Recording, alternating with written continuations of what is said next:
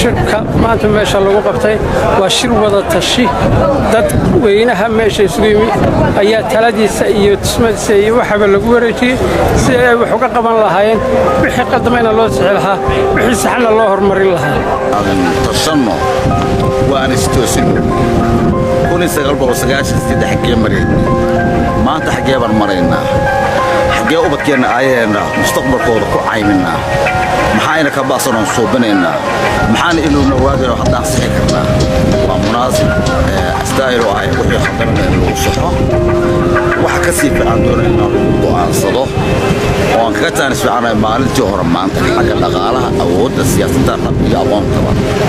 marka waxaan leenahay waa jaanis wanaagsan waa shir la qabtay maalin loo baahnaa looguna qabtay dadka u baahnaa halkaana waxaan aaminsanahay inuu ka soo baxayo isfahan wax wada dhisi nabad isku imaansho fiican inay ka soo baxayso iyo go'aan adag oo lagu maamulo Puntland shirka waxaan aaminsanahay haddii sida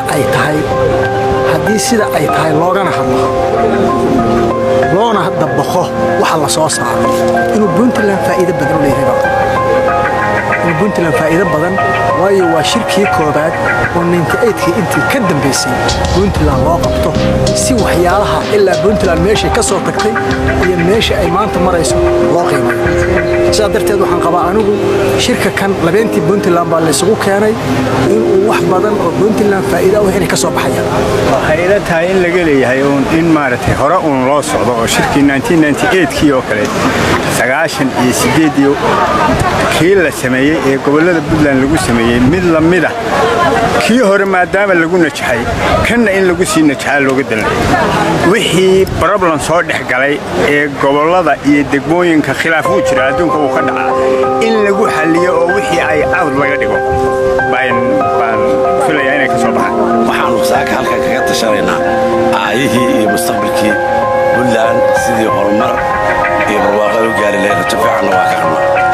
waxaan rajaynayaa inay ka soo baxaan talooyin wax ku ool ah oo la xiriira arrimaha quseeya Puntland oo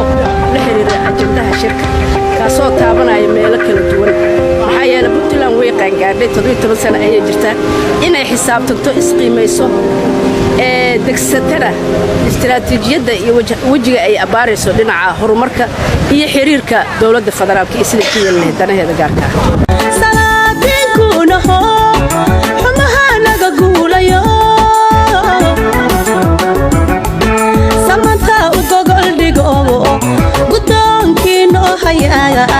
hadeer goobtii fadhiyaga